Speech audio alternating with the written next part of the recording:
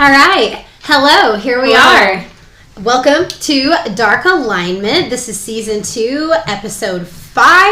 I am Brittney, or at Brit_Oakley on Instagram. And I am Eruca Rose, at Eruca Rose on Instagram. Yes, and we're a true crime / astrology podcast. So we talk a little bit about astro things. We talk about some murder things. It's like a beautiful marriage of these two concepts together. Works quite well. It does, yeah. So last time, it was our holiday mashup episode with Astral Chat podcast. It was a good fucking time. If you did not... It was so fun. Yes. That was the most fun ever. Mm-hmm. And love you, Brittney and Courtney. You girls are amazing. So if you didn't catch that, go back and check it out. Fucking awesome times. And then before that, we covered Albert Fish, which was terrifying. So... Very terrifying. It was a lot. It was a lot. But you guys wanted it. Today we're doing something a little bit different, but also before that, follow, subscribe, do all the things. We're on all the platforms. Get on the platforms, get us on them, on yours. Put us on your platforms. Is that? No. But seriously, show us some love on there, interact with us on Instagram and all the things, and then if you like us, do Patreon, because we have extra bonus content every time we release an episode. So if you want some extra shit, there's no minimum, there's no specifics. Just whatever you want to contribute, go for it, and you'll get extra stuff. You'll get extra stuff. So, okay, now without further ado, the episode today that we are covering, this is a hip-hop themed episode. We're doing another heavy hitter. We're going into the music industry. We're making our way into the music industry. It's pretty fantastic. So far, it's going great. But we are actually going to be doing 2 victims again. And we have not done a victim, I believe, since our first episode, The Black Dahlia. Which is great. Yes. The audio's a little I mean, it was our first. But the content is A++. And also, we didn't have a name yet, so that's good times, too. If you want classic shit, our big debut. That really was a great chart.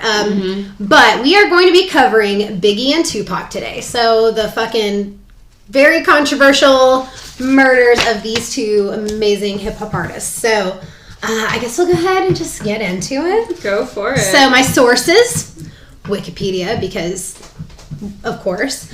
the movie Notorious, the Biggie and Tupac documentary on Amazon Prime Video. Check it out. It's really fucking good. And then countless stories I've heard over the years as a fan. So just had a lot of exposure to this case, which is why it's like I had a lot of fun doing the research and kind of diving a little bit deeper than some of the things that I just kind of knew. But an overview, most people kind of already know about this story, unless you're pretty young. I know, like, a lot of younger people may not have known about, 90s rap culture or whatever. I did not. I knew a little bit. Like, I knew their names, and I'd heard some of the songs you showed me earlier, but, it didn't really... Yeah, it didn't quite resonate. It wasn't quite your era, I guess. So a little bit off. Just a little bit. So these were 2 of the biggest rappers on the scene in the late 90s, and they were both mysteriously shot and killed 6 months apart. And they were known East Coast, West Coast rivals. And their murders were both never solved, as I mentioned. And they both left behind a lot of great music that people still listen to a lot today. It's still in, movies, still very fucking relevant. And it's also, there's still a lot of speculation over what exactly happened here. So, trigger warning, we're going to talk about murder and shit. So, here we go. So, we're going to start with Tupac. Okay. So, we're going to kind of go in the order of, how they came up. I'm not going to go too into detail about their lives, because we have a lot of heavy chart stuff for this episode. Amy's going to be doing the Synastry. I set up 5 charts. Fuck, yeah, she's going to You don't need to know what they are just yet, but we got 5 charts. Yeah, some really good shit coming up. So we're going to try to get through the story. Just there's so much to this case. I could never cover it in its entirety. So please check out some of the great documentaries I mentioned at the beginning. So Tupac, this was his real name, but he wasn't born with this name, actually. His mom changed it when he was a baby, like an infant. She wanted to give him a stronger name, which is kind of fucking rad. I like that. She was like, no, we need to do this. Yeah, it's like, as a parent, I feel like that would be really cool. Like, I'm not a parent, but if I were, and I was, like, reconsidering the name, like, this isn't working for me, let's just redo it real quick before they get used to it. I see a lot of value in that. But he was an American rapper, songwriter, and an actor towards the end of his career. And he's still considered by a lot of people to be one of the most influential rappers of all time because his music was always noted for addressing social issues, particularly of like suburban areas and inner cities. So that was really important to him all throughout his career. And that was something that, like, when we were listening to their music earlier, I was telling Amy, I was like, it's just like a difference in the vibe. It's a difference in kind of the style between Biggie and Tupac. Really, though. It's very, like, you know, Tupac's very street and you feel it. And it's like, I think it's why he's just so powerful. But he got his big break in 1991. He released his first solo album in 1992. And at the time, he, like, told the media he wanted to rap about the things that affected young black males. So he talks about feeling really misunderstood. He was like a voice of the people, considered a symbol of resistance and activism against inequality. So he was a really beloved figure by a lot of people. And as he came up in the rap game, he became heavily involved in the whole East Coast, West Coast hip-hop rivalry. So by 1995, he's one of the biggest rap names in the industry, and I fucking love his music. Personally, my top 2 songs, Picture Me Rollin'. I love to lip sync that one. It's a good time. I'll share that. Yeah. And also Ambitions as a writer. And that is how it is spelled. I'm pronouncing it. Ambitions has a Z at the end. You know, it's a great song. So anyway, we're going to segue into talking about Biggie a little bit because, fun fact, they were actually friends in the beginning. So this section I have entitled Frenemies. So in 1983 and 1984, Biggie did a lot of guest verses on some popular hip-hop singles before releasing his album. So when he was doing that, he would like crash at Tupac's place sometimes when he was in LA. And when he was in New York, Tupac would go to Brooklyn and like hang out with Biggie and his crew. Very cool. Yeah, it's not a rivalry like at this point. Like we've got 2 young like superstars on the rise. They're getting along just fine. But then some shit went down. So this is like where everything fell apart. 3 men tried to rob Tupac at gunpoint one time when he was leaving the recording studio. And Tupac was shot for resisting this. And he recovered. And then he publicly accused Puffy, Diddy, whatever, you know, Puff Daddy. He's had a lot of names. I actually don't know which one is the current name. Let us know in the comments. If you're on YouTube, you can let us know. But like he accused Puffy and Biggie of setting him up. And that's like everything fucking crashed and burned around this time. Tupac was also in trouble for a lot of other crimes, which is not great. He like one of that was like sexual assault, gun charges. He ended up serving time in prison for this actually. And once he was arrested though, this is where our friend Suge Knight comes in. He was signed with Suge Knight from Death Row Records. We had a moment where Amy was trying to pronounce his name. It was good times. We entertained a lot of pronunciations. You know how I do. You know I just say different versions of the same word. I'm going to say it all the ways until it's right. One of them's right. Most of them are wrong. One of them's right. So, as long as I'm right at some point, you know, there's a difference between accuracy and, what's the other word? Accuracy and things that aren't as accurate. Things that are almost precision accurate. And accuracy. Oh. I was not helping. Are not the same. Okay, I agree with that 100%. Actually, that is beautiful. Things you learn with a science degree. Precision is like feels like a style to me.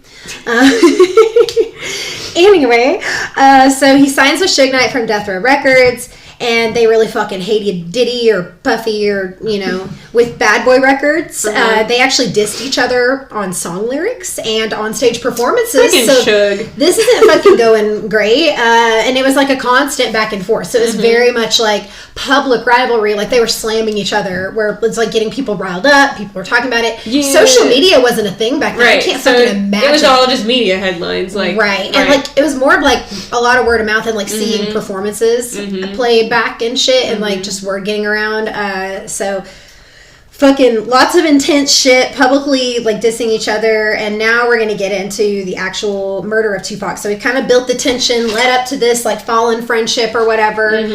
So on the night of September 7th, 1996, Tupac was in Las Vegas to celebrate his business partner's birthday. So he's there, like, having a good time out. They go to a Mike Tyson fight, which sounds like a good fucking time. I would have loved to be a part of that. And Suge Knight is with him. So after the fight, Tupac leaves in a black SUV with Suge Knight driving. So he's in the front passenger seat. And then at about 11:15 p.m., while sitting at a red light, a white Cadillac sedan pulled up to the passenger side and shots were fired directly into the vehicle. So Tupac was hit 4 times. He was hit once in the arm, once in the thigh, and twice in the chest. And one bullet went into his right lung. So this is a fucking definitely intentional hit, targeted. It seems very much like directed at him. And allegedly, this part is nuts. You're gonna like this part. We talk about last words a lot. Yeah. So this. I know you're gonna get ready. You're gonna enjoy this part. Right. So allegedly, this is not like confirmed by a lot of sources. It is confirmed by some. I like to think this is correct because it's dramatic. So allegedly, an officer on the scene asked him, "Who shot you?" And he responded, "Fuck you." It makes me feel good. So those were supposedly his last words, and I like. That'd be great. I actually really love it, and I would like that's so. It's just fucking. I love it. Like choice words AF. I like it too. Yeah, I'm a fan. So he's rushed to the hospital. At this time, he's placed on life support, but he died of respiratory failure. And that led to cardiac arrest 6 days after the shooting. So that's fucking terrible. Just. Yeah, and people like made comments too of like him being in the hospital, like they're gonna come finish him off, or you know, like just kind of like I can't imagine the tension and like how that felt. Yeah. Like by his inner circle and shit, like around the hospital room. You know, it just feels really intense. But Suge Knight also went to the hospital that night. He was released the following day. He had some minor injuries, and he actually did not speak to police or anyone about the incident for several days. And when he was questioned by the police, he was not fucking helpful. He said that he heard something but saw nothing. Like, whoa. So a spokesman for the officers said that his statement did nothing to fucking help the investigation, obviously. Yeah. They had no leads, no one was cooperating with them, and that's the thing. When you're talking about, like, gang violence and rivalry shit, like, nobody is talking to the fucking cops. That's the last thing you do. Like, that's not how things are settled. Like, it's no wonder these cases are still unsolved. Like, nobody's fucking talking. So, okay, that's horrible murder number 1. We're going to move into the next one. So we're going to talk now about Christopher Wallace, or better known as Biggie Smalls, Notorious B.I.G. He had a lot of fun nicknames, actually. So also an American rapper, a songwriter. He was not an actor, but, you know, we talked a little bit about him and how, you know, when he was getting started, he did a lot of appearances. He was signed to Diddy's Bad Boy Records in 1993, and everyone fucking loved him. Like, he had a vibe. His voice is fantastic. So if you're super young and, like, don't know who he was, go listen to Big Papa right fucking now, because it's, like, just such a vibe. I feel like it's just so kind of encompasses him. It's, like, his biggest song. So pause this real quick. Go check it out if you've never heard it. Like, just, I feel like you should get the vibe from both of them, like, going into it. I feel like it's, like, do you feel like that was helpful? It was, yeah, to hear that song, yeah, because I had a joke with my friend, like, when we were young about that song. So oh, really? Oh, that song, yeah. Okay. Yes, I like that it's, like, still relevant. That makes me really happy. It always, like, makes me think of, like, what is it, 10 Things I Hate About You, I think. I don't know if I can see that or not. Or I'm going to go kill myself. Because I have it rated, like, PG-13, isn't it? Yes. And I was not allowed to watch it. Holy shit. I'm dead. So I'm going to be sending you home with that DVD. Don't worry, everyone. Okay. Amy will see 10 Things I Hate About You. Like, I know all the people my age are probably like, what the fuck is happening right now? I wanted to see, I don't think I've seen it. If Brittney and Courtney are listening, they're losing their minds right now. Like, amazing. So long list of movies I was like just a little too young for. That is super funny, like age gap party. Okay, so anyway, his voice is like really unique and smooth. Biggie has a very cool vibe. And when Tupac was shot, Biggie and everyone from Bad Boy Records were, of course, immediately suspected of being somehow involved. Like, they were the first ones looked at. And of course, Biggie publicly denies this. He actually had evidence to show that he was recording music in New York on the night of Tupac's murder, or not murder. His shooting. Technically, it was a murder, but I'm getting very deep into technicalities here.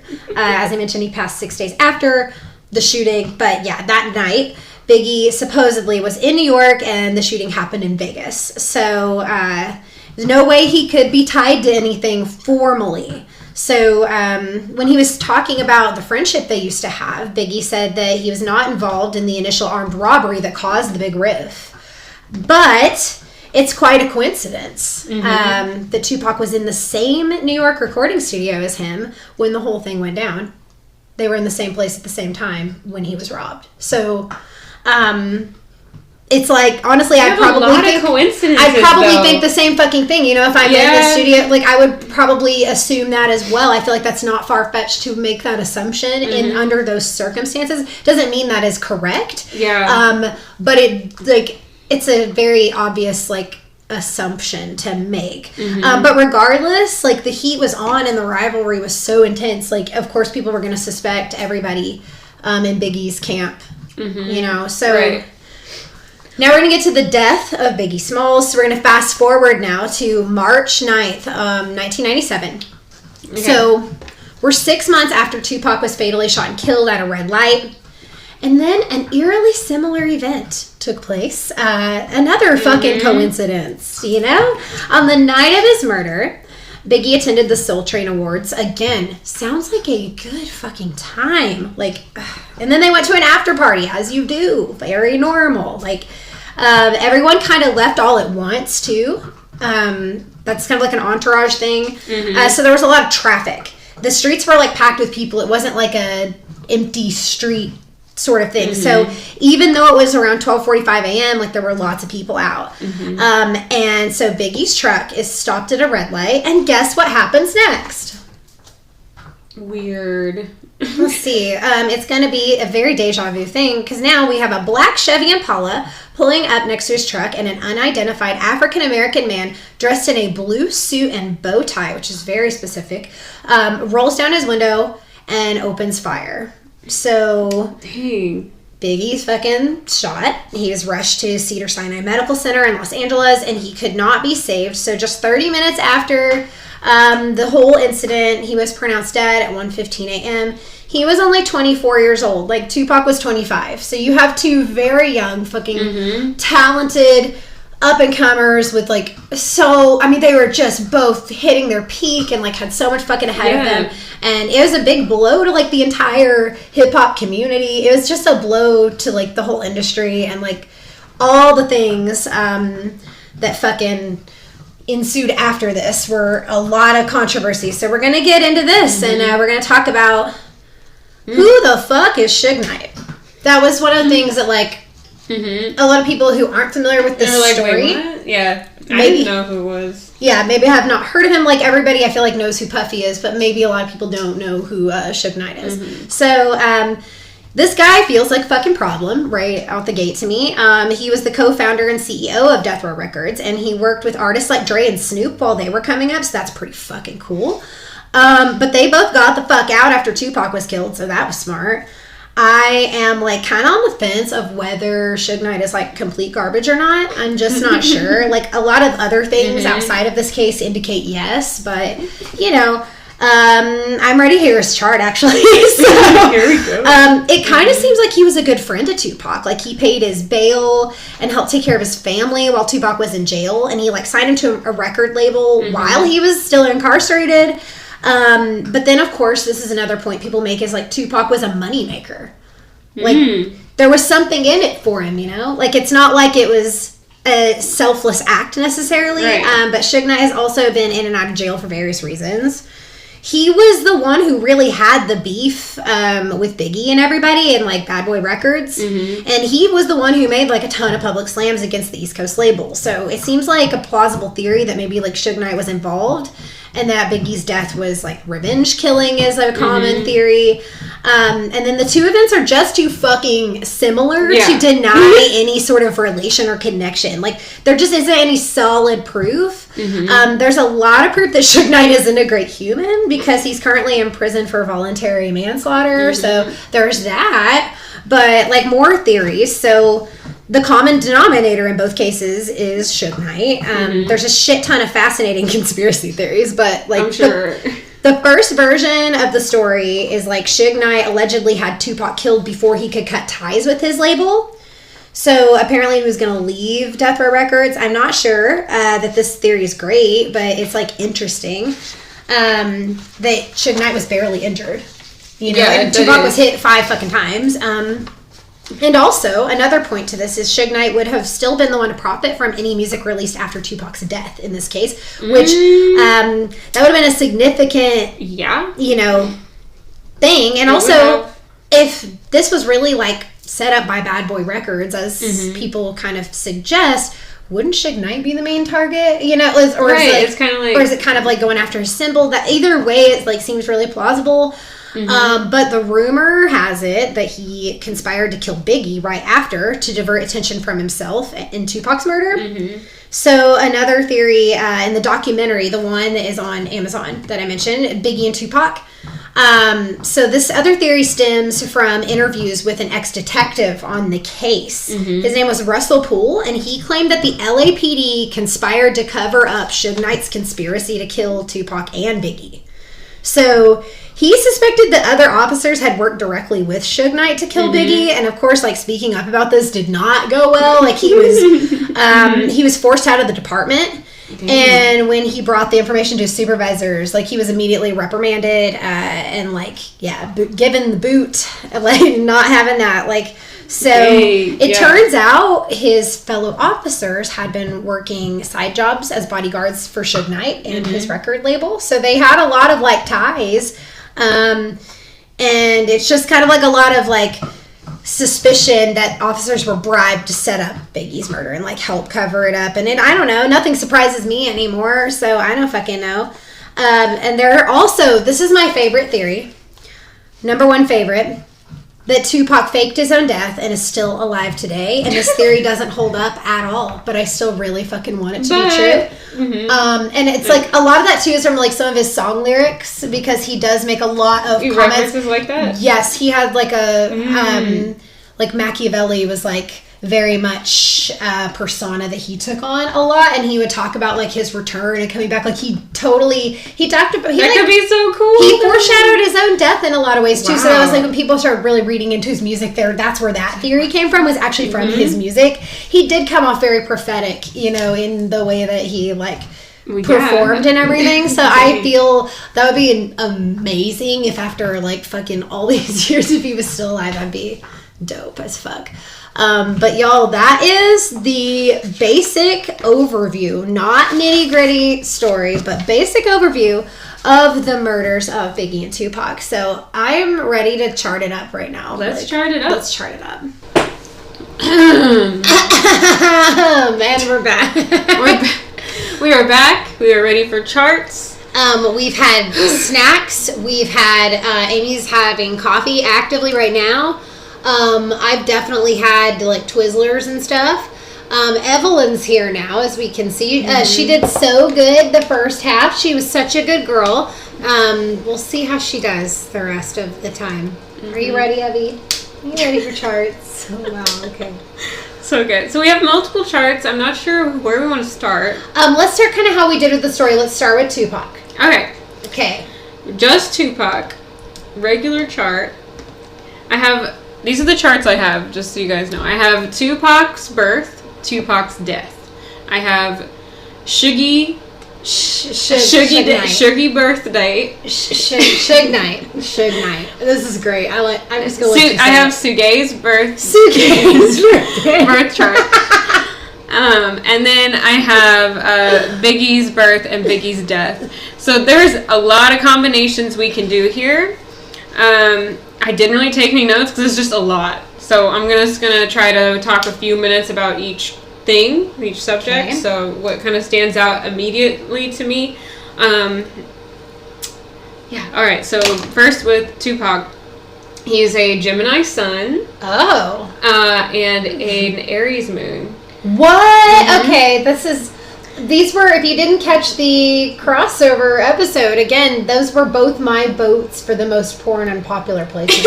The sun and the moon. And I love Tupac, so that's interesting. That's really interesting. Immediately I was like, holy shit, those were literally my 2 votes. Wow. Well, yeah. But he does have the Venus sign that you like. His Venus is in Gemini. What? Mm-hmm. Okay. And then, interesting. Let's see, that's all we did. And we did risings, but we don't have... Oh, yeah, we don't have a time for him, but we do have a time for Biggie. And something right off the bat that's interesting, Biggie, there's too many names for him. I can't... Just hop around. Just hop around. Okay. So we're moving from Tupac over to Biggie's chart real quick. Mm-hmm. Okay, so he also is a Gemini. What? Mm-hmm. I actually purposely, for this one, tried not to, really pay much attention to the dates or anything, and I've been trying to leave it out of the story so that that's a surprise to me when Amy presents the astrology part, just because now I will know immediately by seeing the birthday what their sign is, so I try not to look at that when I'm doing research. I try to really skip over it and not retain that. Yeah, so they're both Gemini Sun. Interesting. Okay, they're both Gemini Sun. His moon is in Virgo, and they're almost opposite each other, so keep that in mind until I'm done. Keep that in mind throughout the whole thing here. So is that they are the same sun sign, and their moons are almost in opposition to each other. Okay. By a few degrees, they're just barely not. But they're on. Obviously, they're not. It's not a full opposition because it's not Aries and Libra. It's Aries and Virgo, but it's almost there. And by the degree, it's almost there for real. Okay. That was one thing that was really interesting. That is really interesting. And also, a lot of their charts are similar because they're only a year apart. Okay. Tupac is in 1971, and then Notorious is in 72. Interesting. And they're both the same sign, so pretty much just a year apart for both of them. So a lot of the things like Saturn's in the same sign, Uranus, Neptune, they're all around the same places. Let's see, I want to look at their north nodes. Okay, their north nodes did go over a cusp, so Biggie's is in Capricorn, at the end of Capricorn, and then Tupac's is moved into, or is still in Aquarius.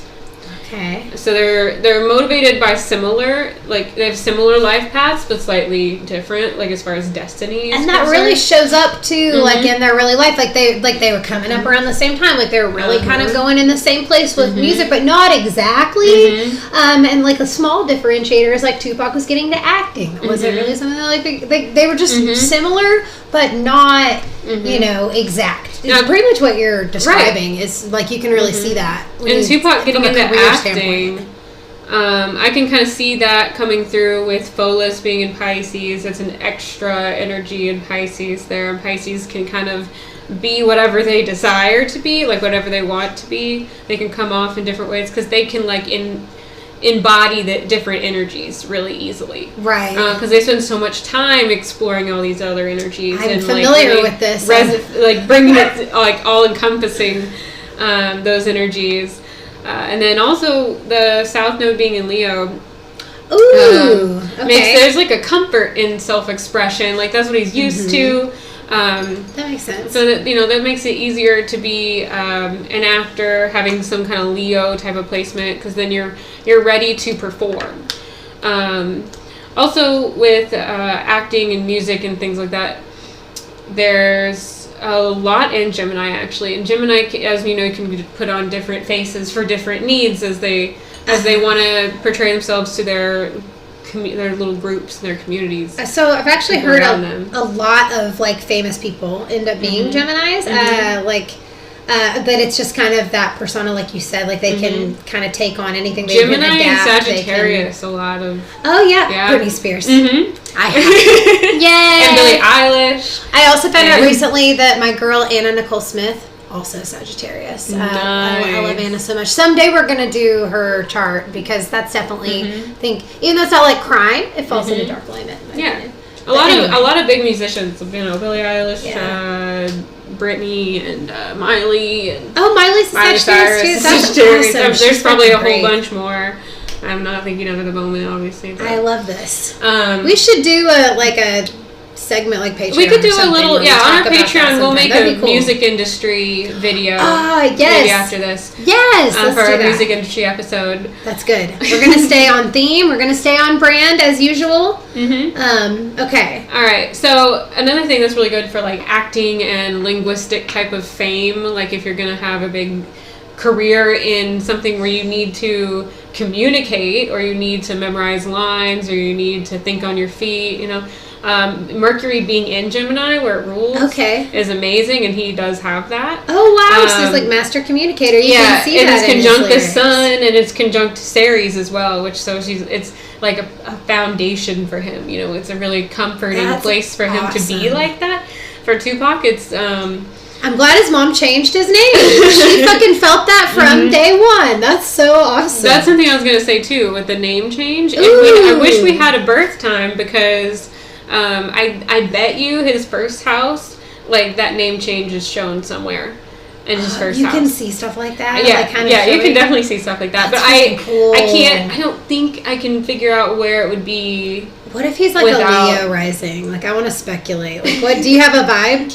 Based off what you're already seeing? Like, we don't know his picture, maybe. Oh, you don't know what they look like either. Holy shit! I forget that. Like, because when I have a specific image that comes to mind when I think of Tupac. I have no image. So it's like one where he has the bandana tied around the front. And he's kind of looking up. I can't remember if it's an album cover, but it's just very something specific. Charismatic. Maybe a Libra rising. Ooh, or like I could see that because he's so likable. Like maybe Aquarius rising. Okay, like a couple of these pictures, I just kind of get an Aquarius vibe. But then some of them are so heartwarming. Some of these expressions of these pictures. He just seems very like to soften the Aries moon. Like it kind of feels like there is maybe a Libra quality to it that kind of makes it a little and the Gemini energy too. Like he has a Gemini face, but not like a Gemini rising face. I'm wondering. His face isn't really round enough to be like a Cancer rising. I love the facial characteristics and stuff. I've actually just started really studying that a little bit. It's so maybe cool. It's Sag rising. I don't know. There's a lot of speculation. What do you guys think is not getting a Scorpio his vibe. rising? No. Or maybe Pisces though. Maybe Pisces rising. All right, so I've eliminated some of them, but I love it. I like looking at all the different options because I can see all of those. Like, but like now Pisces that you mentioned that I could see that too because it's like an influencer and it's like really, it comes off very prophetic and like I said that about him as I was talking about him too. So that. I feel like if he wanted to like be a pastor, he could have. I feel like he had that like kind of energy, like people listened to what he said. Oh, I could totally see. So that. I feel like maybe that could have been like if his, I don't know, something were different. Like if that had been how he chose to express himself, if he had not found like music, I don't know, like spoken word. Like I feel like that was really, and with the Gemini Mercury, that makes sense too.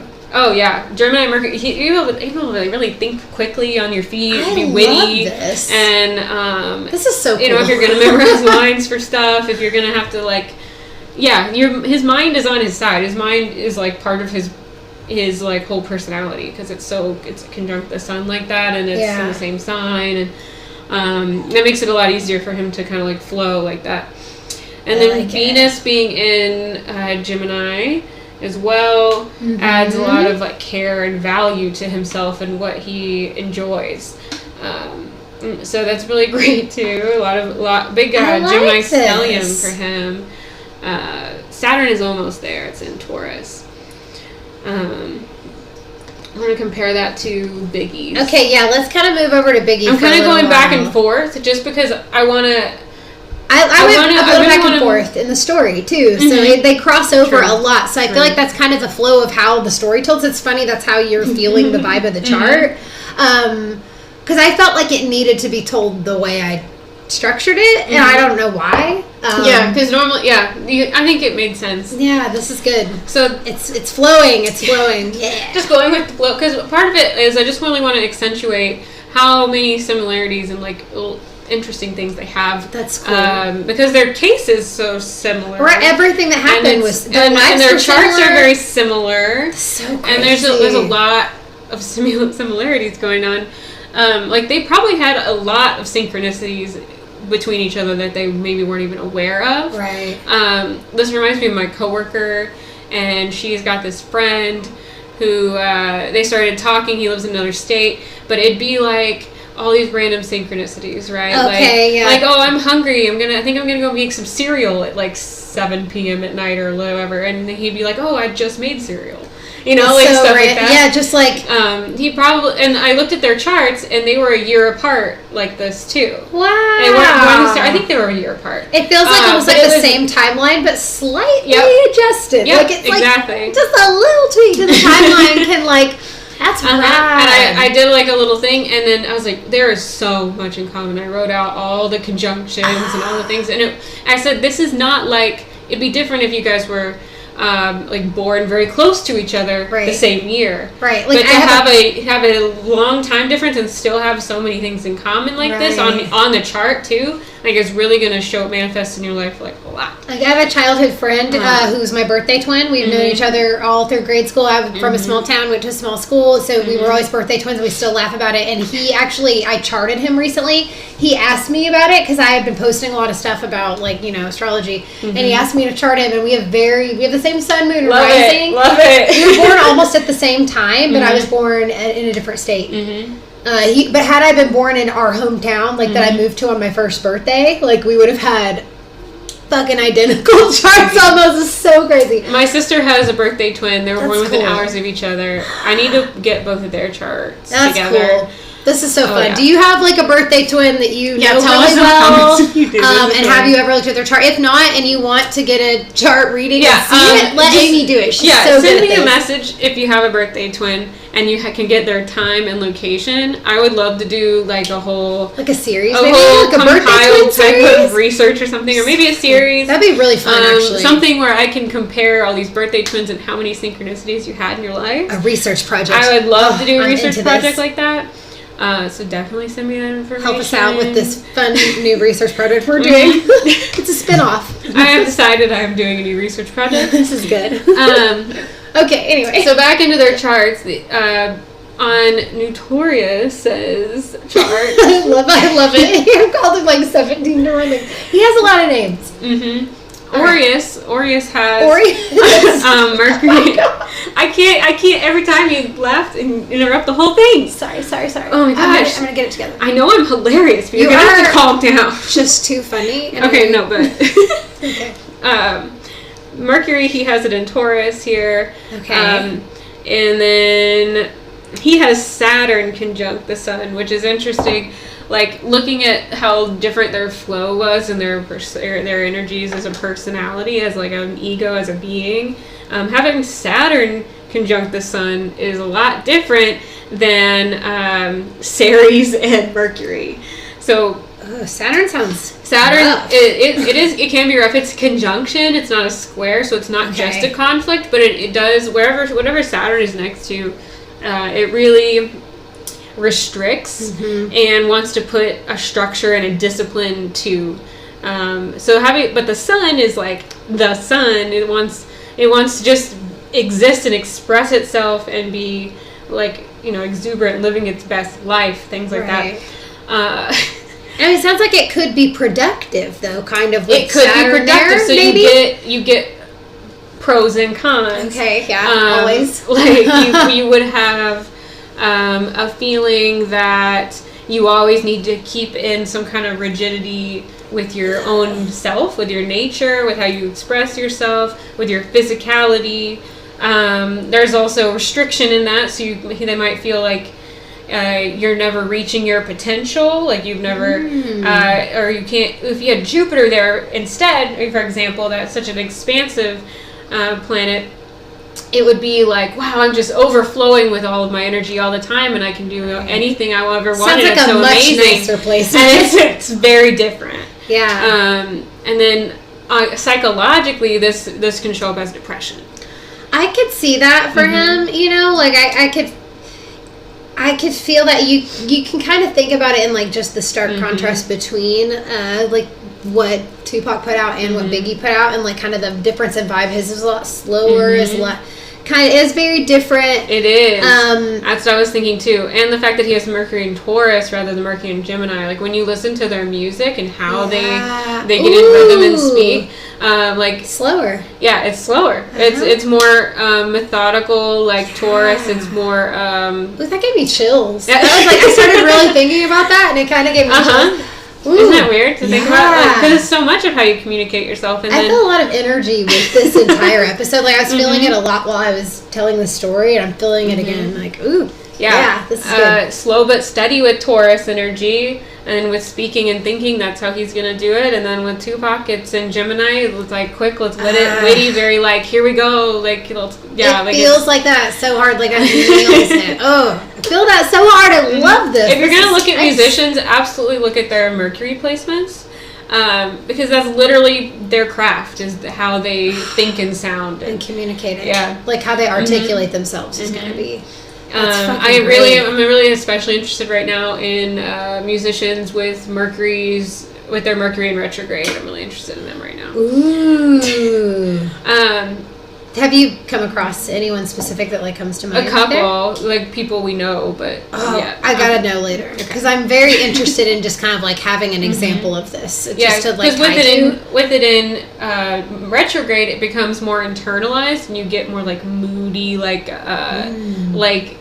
deep resonant type of like themes and stuff, and it's really like more poetic. It seems like they really focus on like that. Oh my gosh! They come around to what they're gonna say in like a more like flowy way. It seems like so. It feels like it's somebody who might be a writer more so than maybe a speaker. I don't know. I could be wrong. Yeah, it could be, but in music, it's gonna come through in their tone. And that's what I'm interested in. Okay, that makes I took it to like maybe a songwriter versus performer, it could be both. It really just depends on the rest of their placements, and because it makes me wonder about somebody like Kesha, who is a singer and songwriter. She's a Pisces. And likes being a songwriter a lot. But she's Pisces. She's spiritual AF too. Yeah, I fucking love her. Yeah. Okay. Well, now we've gone on a little sidebar of music. This is just a cool concept. We've never done music episode before, so it's like a different, like looking at different placements. I feel like most. True crime podcasts don't get into the music industry, so. Right. This is cool, and I mean, it's not something there's music industry murders too, guys. I definitely want to do it again. It's like the sex, drugs, rock and roll is like definitely the vibe. So along with the depression thing that I'm seeing for him, there's also a Saturn square to his moon, and that definitely shows up as depression, anxiety, feeling like internally like the structure of the world's against you and things like that. So. Okay. Very, very stressful there. I'm gonna check Tupac's Saturn now that we talked about his. So. Okay. I like the going back and forth. I really am liking this. This is, I think, a good. He has some positive aspects on his Saturn. He actually has Saturn sextile the moon. So that's another contrast. Like one of the few things different about their chart you can look at is like one having Saturn against him, more so against him, more debilitated, and this one having Saturn more in favor of the internal self and the self in general. He does have Saturn really close to his Venus, though, so I don't know much about his love life, but I would see some struggle and restriction coming through in that. So I didn't talk about it but before you say anything, I want to make sure I say something before you say something. So Mercury, his placement of Mercury too, I could also see him having like a relation, like 2 serious relationships or something, or maybe multiple serious relationships where it's not like he had like one relationship his whole life, he got married and like that was it, he found his person. That's not really typically the case with this placement on his chart. It would more likely be tried and failed type of thing. Okay. Like different. There's probably like in like traditional, it would be like they get married once and that doesn't work out and they get remarried later. Okay. And then he's probably looking for some kind of individuality in love. He has Uranus trine. Might be something like unique about it or spontaneous. And then Vesta is trine as Venus as well, so it's like a real devotion to whatever he wants to do. So he actually did have a very high profile relationship. He was married to Faith Evans, who was a very famous singer. And trine to Lilith. Mm-hmm. So, and I know that there were a lot of like issues. I don't know the details. I know that I have watched the movie Notorious. It's been a while since I've watched it, but I remember like there were, I want to say, like infidelity issues. I can't exactly remember, so don't quote me or come at me. I'm not claiming to, like, I did not, I wasn't trying to get deep in their personal lives because we had so much heavy chart stuff. I felt like it was really more important to talk about the crimes and the murder and how those intersected since there was so much content. I like what's happening. Okay, so for the sake of time, I'm gonna move forward to their Sinistry charts. So this, if you're unfamiliar with what a Sinistry chart is, I almost got tongue-tied. Is when you take both natal charts and you overlay them, so then you can see all the things mixed up together, and see all the aspects things are making to each other.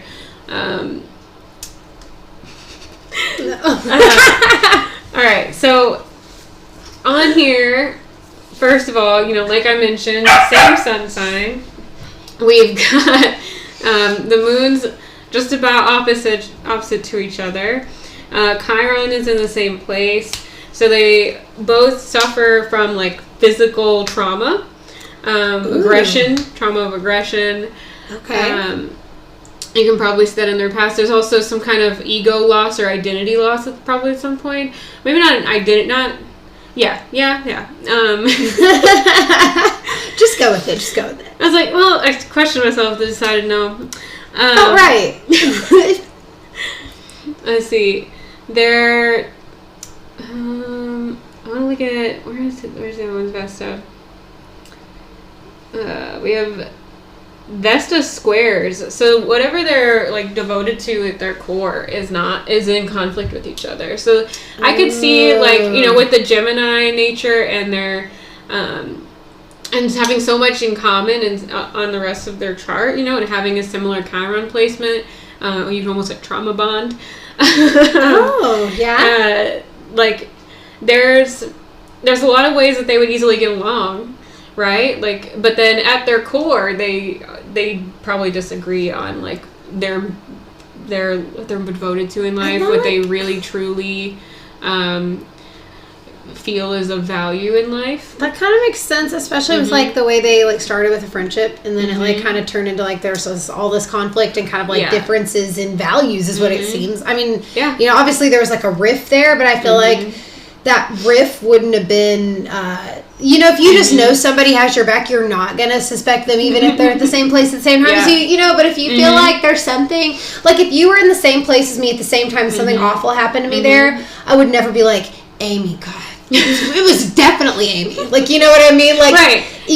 It could spin that way if I wanted to tell myself that narrative, but I would never, like, I know you that wouldn't be feel it. That. Yeah. Right. So. Exactly.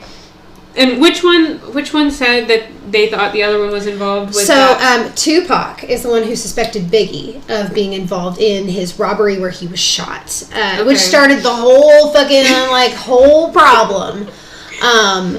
Because they both have their moons square to the other one's Venus. Okay. And Tupac's moon is also square to Biggie's Mars sign. So Mars having to do with aggression and like taking action in a physical way like that, I could see why he would be internally suspicious of his actions based on their Sinistry chart about things. Okay. Their Mars signs, let's see, Tupac's is in Aquarius, and then that's okay. Biggie Small Z's is in Cancer. Very different. Very different. Very different. Mm-hmm. And he has Mars conjunct Venus, so it's like very passionate in Cancer, very moody and passionate type of love life. That seems on brand. It Fire, really does. Yeah. Fire, very fiery, very watery. Kind of probably a little dramatic, but maybe less out in the open slightly than the other ones. Let's see, what else on theirs do I want to say? I like feeling the difference. I like the Synastry because, yeah, I think like it really resonates with me, like beyond music. Like you can kind of get more of a feel for their personalities because I don't know a whole lot about their individual personalities, like outside of being performers and right. Well, when you look at their sun signs, Gemini can be a lot of different types of ways. They may not have exactly known. I feel like that's. But if we go through their moons, because see, I'm getting confused. I have to like check back before I say anything. They do so many similarities. Tupac's moon is in Aries. So looking at their internal selves are different. Aries versus Virgo moon is very, very different. Very different. An Aries moon is adventure seeking. It's playful. It's always kind of young at heart. Spontaneous. Self-starting. They're probably more focused on the initiating of a project rather than like carrying it through. Okay. A lot of times, like Aries energy, like it, maybe not for the moon sign, but for just in general, can be like kind of one-hit wonder type of people. Okay, I often say this about Aries energy when I talk about the fire signs. I always say Aries is like a gunshot.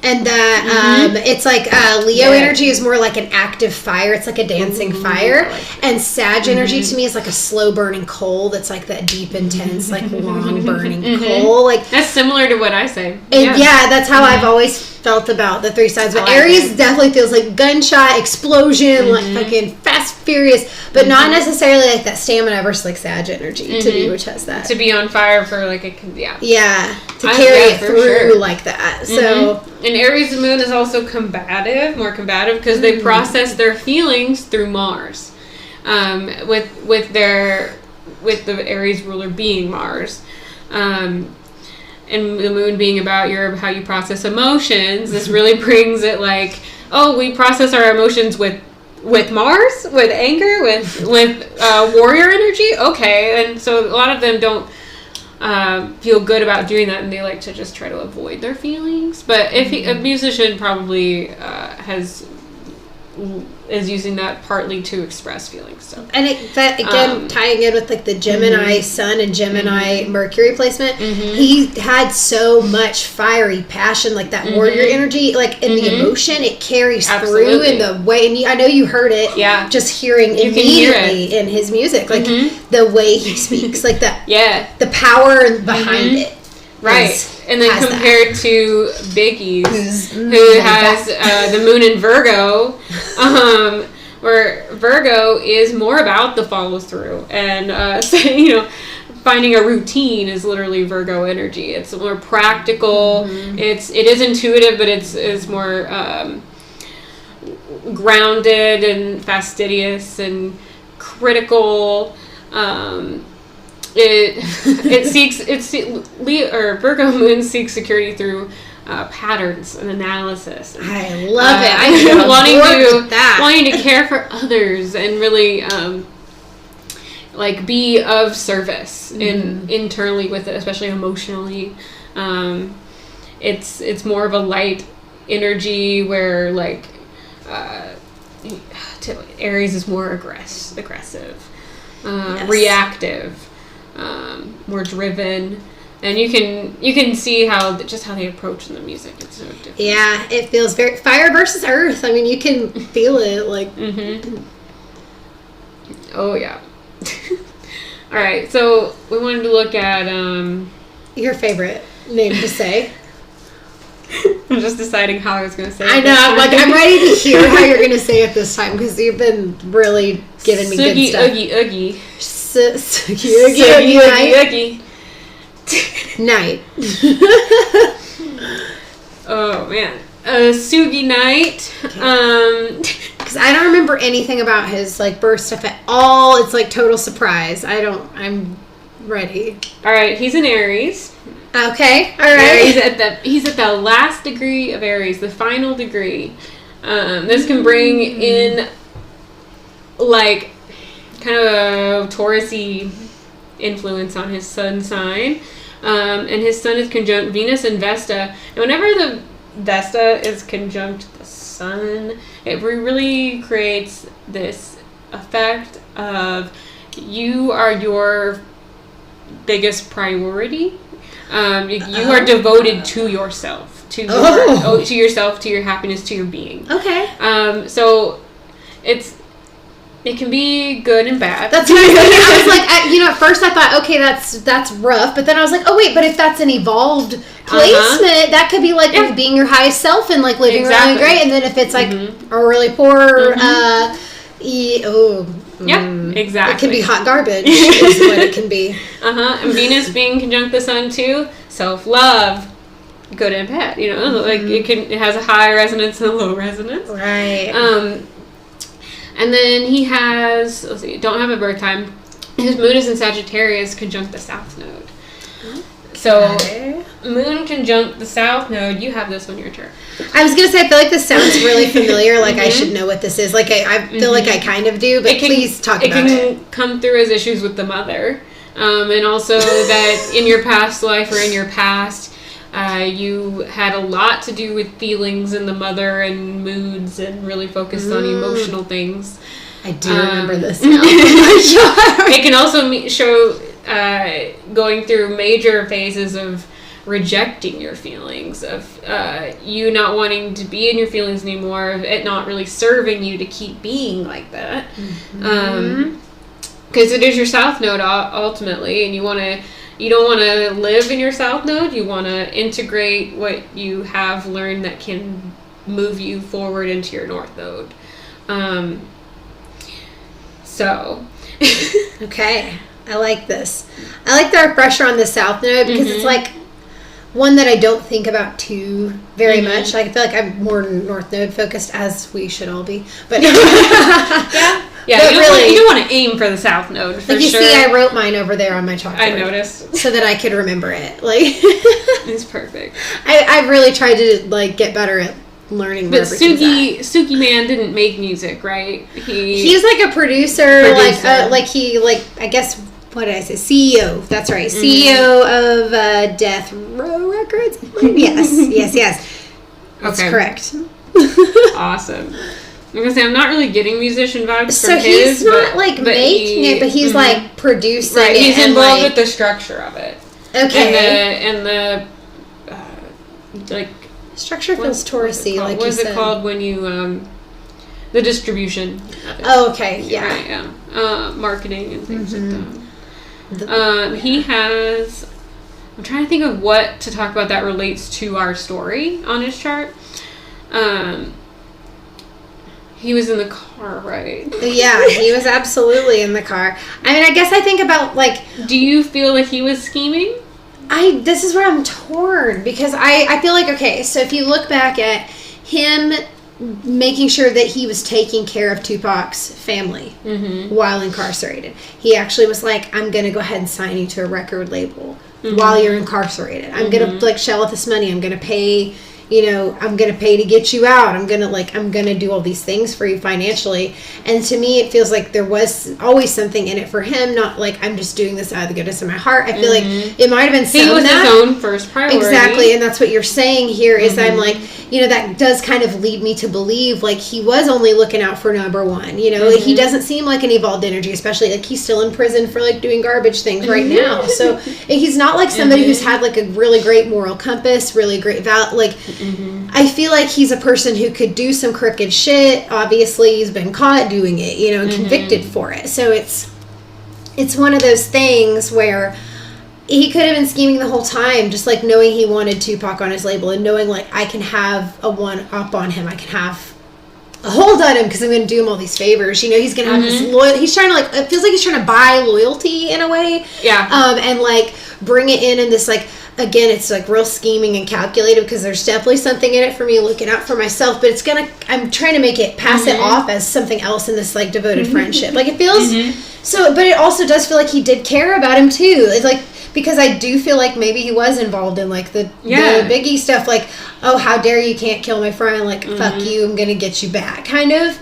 But also that may have been less about Tupac and more about just this existing rivalry. True. And more about the like, you know, the principle of it, and less about avenging his friend. Right. It's, you could spin it 100 ways, and like so many people have spun it all these different ways. And so my personal opinion is I just still don't know. He seems like he's just not a great guy. Like there's a lot of evidence for that. So I'm gonna lean in that way of like, everything he did was in his own favor, which makes sense with what you said about his chart. It does seem like it is that way.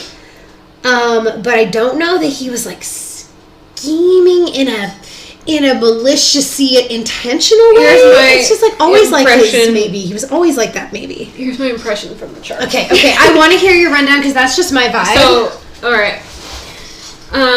So he has Neptune in Scorpio in retrograde, and Neptune in Scorpio can add more manipulation and deception to Neptune, where it already is about illusions and kind of the veil.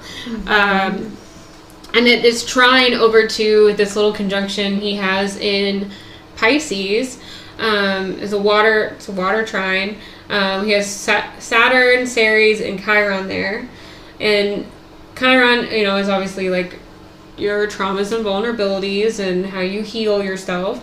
And Saturn is your structure. When Saturn is in Pisces, it is more wishy-washy. It's not really able to actually make a foundation like it wants to. And so, see, my Saturn's in Aquarius, so all the people born like right after me, like 1994-y, like between probably, trying to think how many years Saturn's in the sign again off the top of my head. The like first several years after like 1994 time, a lot of these people had Saturn in Pisces, and they all struggled more with like having to exist in structures and like go to school. And, like if you have Saturn in Pisces, you probably had a lot of issues with abiding by the structures of the world. Like problems with authority is what it feels like. And it can be problems with authority, but that's probably more Saturn Aquarius.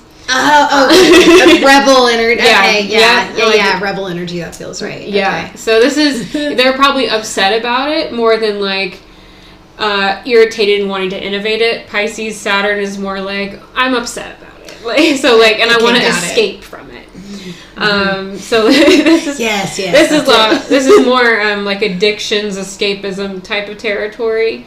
And if it has to do with, if it's touching your moon or if it's interacting with your moon or sun, it can really create a lot of like dissonance and mood, psychological issues, like depression and things like that, and dissociating more.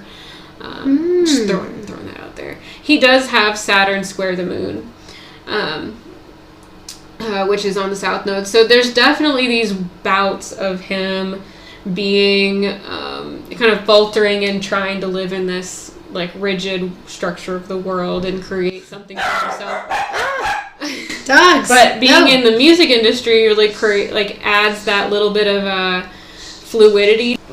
Having him being in the music industry with Saturn adds that watery element, that fluidity to the structure of the industry. It's not the same as like being in like accounting or something like that. There's not as many rigid levels to move forward with success, because Saturn is of Capricorn. Just a reminder there. It rules Capricorn, and Saturn wants to slowly climb this mountain and reach a series of goals and really end up having this huge achievement.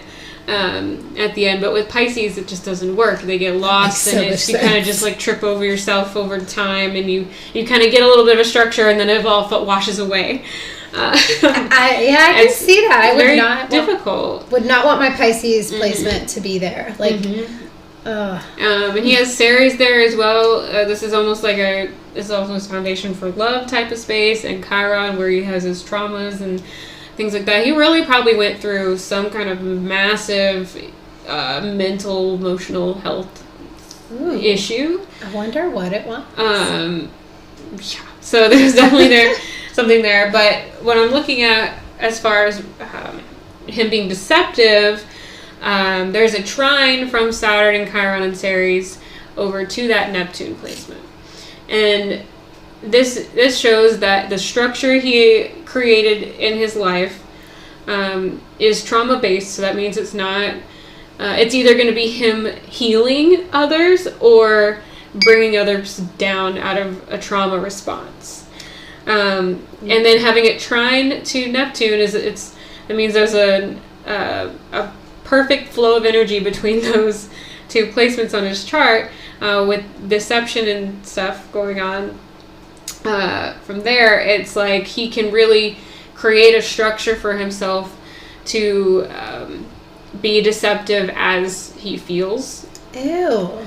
And then with himself being his first priority, there's also a lot of this internalized issues.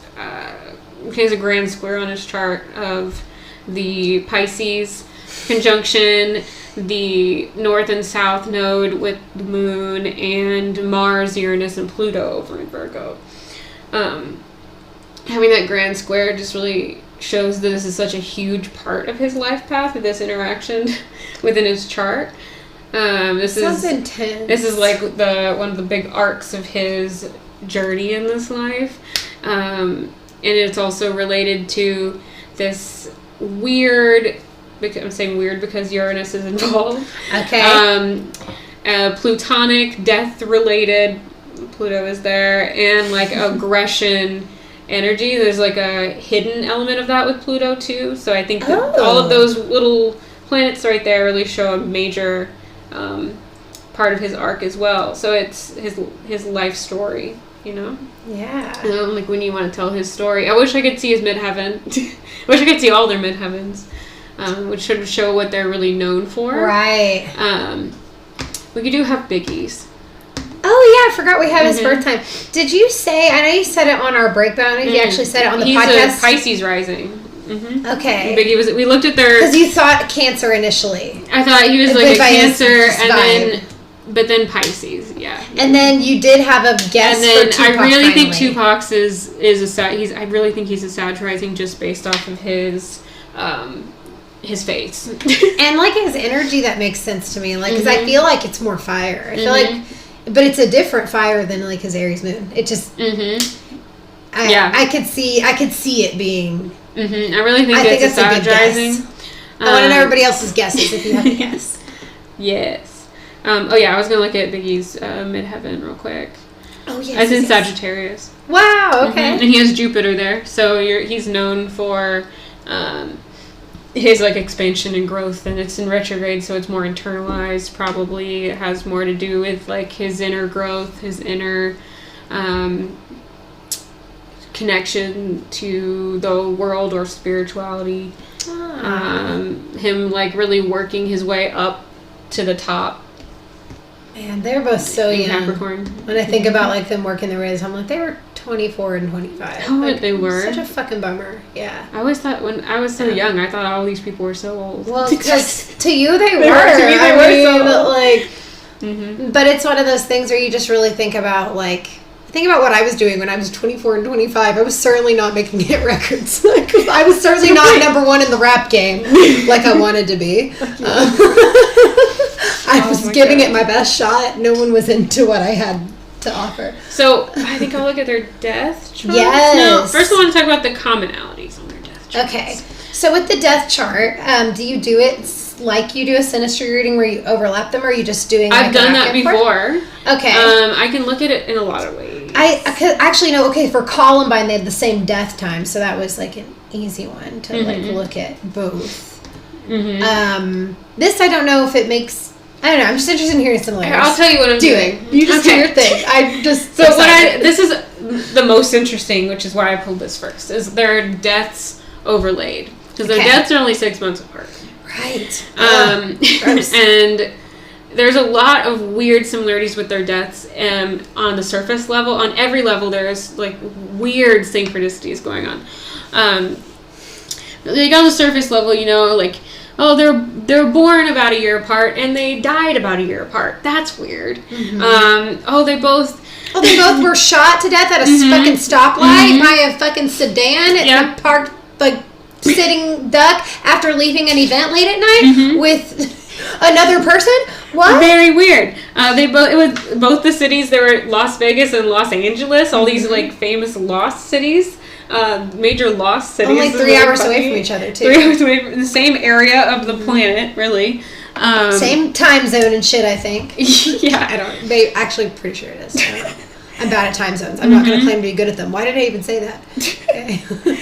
And when you look at the charts, there's a lot of similarities as well. Obviously, because it's close in time, but also because of just the way it happened to time out and how it had to interact with their birth charts. I'm excited to hear this. For someone to die, the transit chart has to allow it like compared to their natal chart. So with I'm not surprised that the death charts are so similar because their natal charts are so similar. So it had to correlate in a similar way for them to be able to die and pass on. Okay. Got my pen, don't worry. I know, I was gonna offer mine, but I just need something to hold without even writing. Yeah, I like it. So they were both born around, or no, not born. They both died around a new moon, like within the day of a new moon. Whoa! And they're opposite, and they're in opposition. So it's crazy. Pisces. Let's see. It was Biggie died around a Pisces new moon. And Tupac died around Virgo new moon, like literally opposite on the chart. Wow! And that is just so crazy to me. They're both about the same distance apart. Like the moon had moved about the same amount of ways past around the new moon. It's just so perfect on the chart. It looks so cool. Wild. So it's opposition there. Let's see. They both had. Trying to like make sense of my notes again now. It's been a minute since I wrote these. I know. I know you said that before. Like it was when. What did this mean? What did this mean? Pluto had moved into Sagittarius. Ooh, on both, big. so they both had that happening. And it. Let's see. I feel this a lot with it being a gunshot. Where I know you were talking about how a gunshot reminds you of like Aries energy, but for it to be like the nature of it just being so. I'm trying to remember how I wrote this note. What my whole thought was behind this note. Anxiously waiting. It'll come to me maybe later. Lilith was in Leo for both of them, so this shows a lot of their... and there's a square to Pluto. That's probably why I wrote that next. So it's like their liberation, their self-liberation was really taken away in a public way. Okay. And it was really talked about and dramatized a lot because of that Leo issue. They had... Mercury also was conjunct the sun and moon for both of them, both of their death charts, which is another big issue though. Like there's a lot of makes everything a topic of conversation. Wow, because this was just like such a big fucking deal, such a big fucking deal.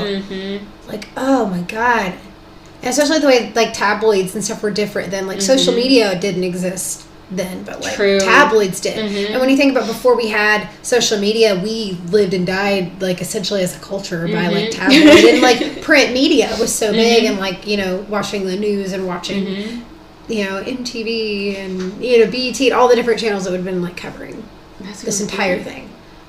Oh, I see why. I remembered why I talked about Pluto and Uranus. So Pluto had moved into Sagittarius, which adds this spontaneity to Pluto, and Pluto is like death and transformation and going to the depths of things. But right now we're talking about death. So having it just move into Sagittarius really changes it from a scorpionic type of death to a Sagittarian type of death, and having that spontaneous element there. And then Uranus, which is the planet of quirky, unique, spontaneous energy, had just moved into its sign that it rules, Aquarius. I just had to ask if it was the ruler of Aquarius. I was pretty sure. I've been trying to test myself if I remember it all. You're doing good. I've been really trying to do a good job lately. So there's these two planets that just switch signs into a more spontaneous sign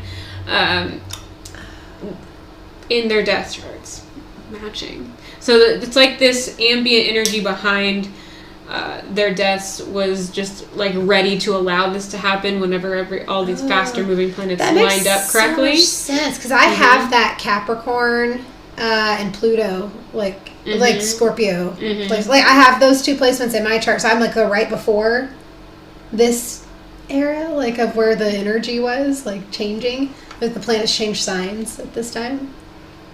Yeah.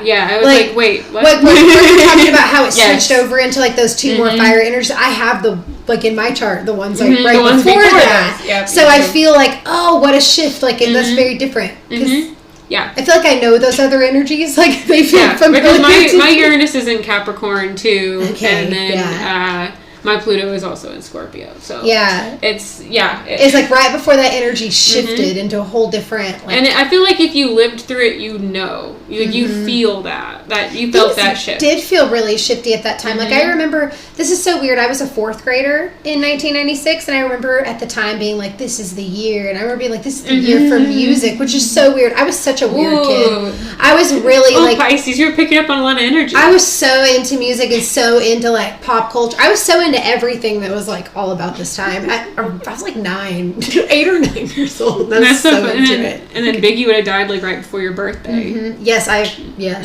You remember that going on? I do remember. I didn't quite know who they were, and it wasn't like into rap yet. I was still a little young for that type of like more aggressive music, but I did like remember hearing about it and knowing about it and like all the conspiracy stuff. So perfect. Yeah. Conspiracy theories. Yeah. What do you feel any like see anything conspiracy? Anything spooky? Anything spooky? Let's see. Conspiracy theories are very like Neptune in an Earth sign, and Neptune was in Capricorn, still is at the tail end, moving towards Aquarius, which you can kind of also see that being more of a conspiracy type of energy when it's low vibrational for sure too. And that Neptune on the cusp between Capricorn and Aquarius is very conspiracy feeling. Okay. Let's see which one was first. Who died first? I'm just looking. Yeah, I'm just looking. So okay. Tupac. Because I was looking at the midheaven of their death charts. Because when you... because we've got times. So right. So the midheaven of the chart would be like what their death was known for, right? Ooh, yeah. And so for the first one... for Tupac. Yeah, for the first one... I keep double checking my stuff here because it's so confusing. It's so similar. It's so true. It's like my mind's getting tripped up. Their birth and death charts were both like really similar. I bet it is confusing going back and forth and like what am I even... So the first one has the midheaven in Scorpio. Okay. So at first it's this shocking taboo type of story out to the public, right? Totally. And you're like, oh my god. There's so much mystery and so much like wondering Pluto was what's there. up and man. Vesta was there. So you're focused on like we were so devoted to this person. We were so and there's that element, and then there's this plutonic like intensity to it, and really wanting to figure out what this hidden nature of it is. And then by the time Biggie dies, the midheaven is then Libra. Or, well, that's the wrong way to say that sentence, but you know what I'm saying. It was in Libra. Right. And Bolus was in the house and Chiron was in the house, but in Libra it creates like this partnership energy. So it was known for it being similar to another case. Oh my gosh, that makes blowing my mind. You're blowing my mind. I love this so much. We should have looked at the midheavens for the other death charts we had. Yeah, this is fucking amazing. It adds the public image of the because death. That is all anybody thought about was the connection to Tupac. It wasn't like the Tupac's was the shop. It seemed excessively similar, right? With Bolus there, Bolus makes it exaggerated, and it's like, oh my god, what? And then Chiron is there, and it's like, we gotta stop this. This is terrible. The world was traumatized. Like, oh my god, traumatizing. Exactly. To lose two artists like that so quick. Like, I couldn't think of that happening today. Like, who would be the equivalent of that happening, like, right fucking now? And, like, how fucking crazy would that be? Like, to think of any two big hip-hop artists, and if they died 6 months apart in extremely similar fucking ways, that would be nuts now, too. Like, it's crazy. This is wild, so. It really is. God. The death chart is, like. So I really liked looking at their death charts together. Yeah. It's a lot. It's a lot going on. I think it just really tells more of like a story of just how crazy this whole thing is. Wow. It really is. Let's see. I want to see where the sun was in relation to the death charts. So real quick, I'll just pull their natal and deaths together. Okay. And then that'll probably be the last of it. What we're going to do. I love all the different charts that you had for this one because, like, there was a lot to look at and a lot to talk about. Obviously, there's a lot to this story. I like exploring it through the charts more so than conspiracy theories, I think. Yeah, because also, you know, if we wanted to run through all the conspiracy theories, I could kind of say, like, well, this is more likely based on their charts. That is actually really cool. And I really like doing that. So on Tupac's death chart, I want to look at the 8th house compared to his natal chart because the 8th house shows more of your death. And I don't have his birth time, so I only can look at the 8th house through his death chart and through the rising of it. So let's see, there's the midheaven. We'll look out loud for you guys. 11. Okay, so the rising of his death was Capricorn, and he had his north node there. He has this north node in that house, and Mars and Vesta, in his vertex. So it shows that part of his destiny was to die like this. Wait, this is Tupac, right? Yeah. Interesting. And he died first. Yeah. So this was part of his destiny for it to be that, and also his vertex is there, so showing he was really just randomly pushed into it. You know, it wasn't like it's not like he chose to. He knew he wanted to die like that. Right. Or something. It's quite obvious, like somebody took a hit. It just happened to be, you know, it was where the universe positioned him to. That's a good way to say a vertex situation. It's where the universe kept pushing you into. It's the position the universe kept putting you into. Right, because then there's the other time that he was actually shot, and you know, like it, like I can see that being a continuous push. Yeah, absolutely. Yeah, and then in the 8th house of his death chart. Is the sun of that time, which is really cool. It shows that it showed the time of day that he died, with the sun being the body and your vitality in the house of death, which is really cool. Wow. From his natal chart, he has Pluto, Lilith, and Uranus in the 8th house of his death chart.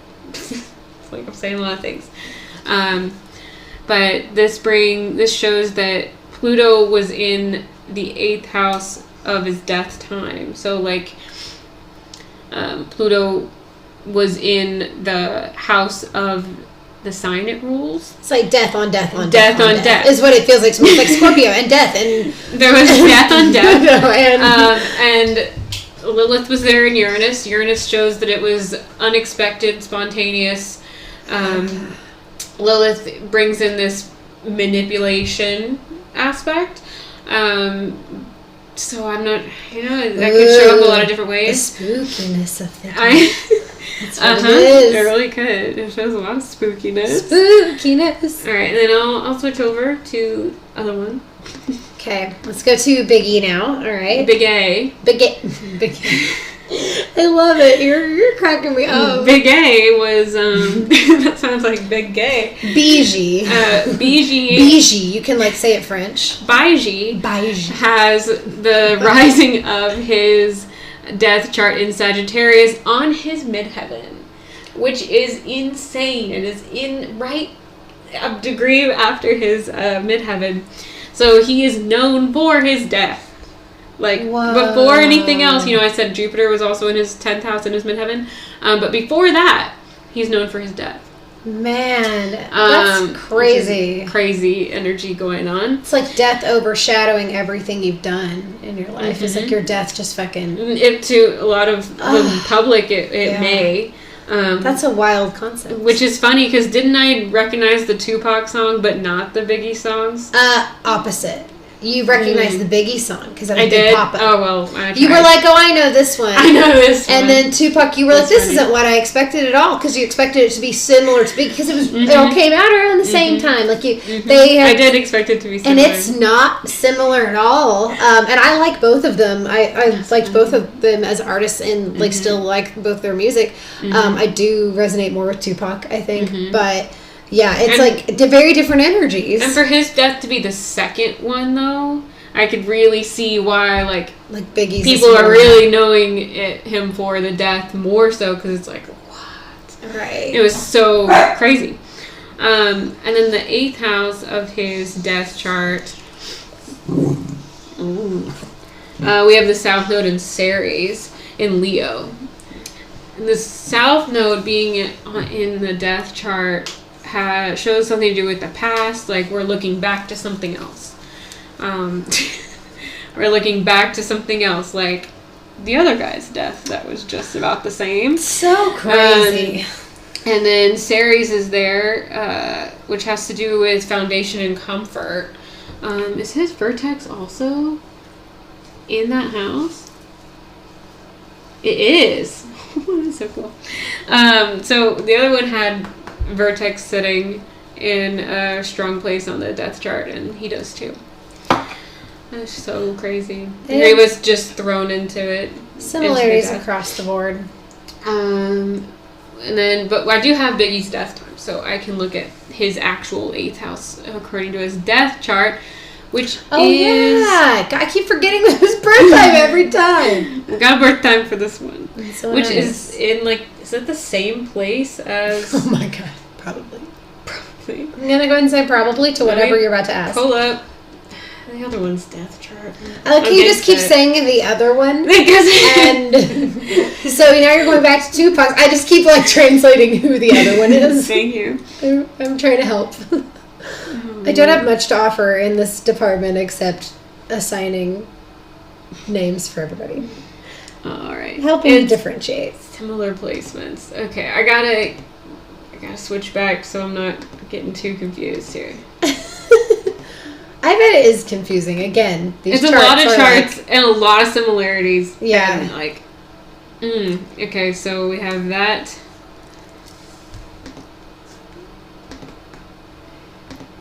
Apologize for all the dead time. I apologize for all the dog time. She's doing better. I need a babysitter. I'm the dog babysitter is the problem. I need to outsource these animals at some time. At some point, I need a vacation. You really do need a vacation. A dog-free time. I feel like a mom who never gets a break because I work from home and I'm with my dogs 24/7. Well, is there anything else we want to look at? I feel like we've looked at a lot of things. I almost said let's look at Suge Knight's death chart, but he's still alive, so that's not a thing. Yeah, we can't just kill him off for our episode. No, that's not really what we're about here at Dark Alignment. We discourage making things happen in the world to suit our story. That's not what we're trying to do here. Yeah. Any parting things that you see that you want to call out before we wrap up? Well, Biggie's... Okay, I'm seeing one more thing on the death thing for Biggie. Is that his 8th house was in Libra, which again has to do with how I talked about the midheaven of his death chart was in Libra as well. So it's like people... It's what his death is known for being. It's more confirmation that his death was known for being related to another one. There's a duality. Yep. Mm-hmm. That is kind of a bummer, though. I feel like I would want my death to stand on its own. Oh, yeah, they died like that other person. I would be really bummed out. I'd be like, okay, my death is getting overshadowed by this other death that already happened. Mm-hmm. No, that's terrible to say. I'm just saying awful things. Mm-hmm. Like when your birthday was overshadowed by COVID. You know what? COVID, she was upset. I really was, because my birthday was literally like the first weekend of the whole shutdown in March, and I was like, this is some bullshit. Because by the time, literally everyone else had their birthdays for the entire year, we were all used to COVID. Mm-hmm. I was used to having justice and going out in public and enjoying my life. So, yeah, I definitely felt like I was pretty mad until I realized that this was just life now. I was too stupid to know better at that point in time. I really thought it was just like I was being completely targeted. Love it. I was personally victimized by COVID-19 ruining my birthday. Anyway, that's hilarious. I do hope I get a birthday this year. Or next year. Well, it's almost depending a on new when we year. release this episode. Yeah, actually. This is either the last episode of 2020 for us, or the first of 2021. Right. We'll see how we spin it. Yeah, we'll see. We'll see when it gets uploaded. And shout out to Dakota for inspiring the music industry. Death. Yes. This was a really cool concept. It was something that we hadn't thought of before. And sidebar on that too is the next episode that we're doing actually came from a fan suggestion. So keep giving us suggestions. We really love it. It was actually a case that's pretty big that I personally hadn't ever done too much research on. And I had a ton of fun working on that one. So we've got more shit prepared for you guys and ready to roll. And speaking of more shit for you guys, if you get on the Patreon, good segue. We're about to after this record a quick Patreon video. Patreon quickie. We're going to talk about more music, how music industry and getting into music can show up on your chart. We're going to talk about maybe a few celebs. Yep. And their charts within music and charting, and your experience in the music industry. Yes, we'll talk a little bit about that. A little bit about all of that stuff. If you want to see that video, you'll have to get on the Patreon. That's right. You have to support us on there. And find us on Instagram. Follow us, subscribe, like, check us out. We're on all the platforms. Rate, review. Give us 5 stars if you like what we're doing for you guys. Again, any support you give us is appreciated. Even just taking the time. On YouTube. They're eating pine cones.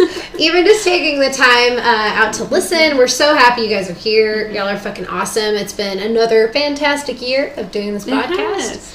And with that, hope you continue to love yourselves. And please, chart all the bitches in your life. We'll see you later. Bye. Bye.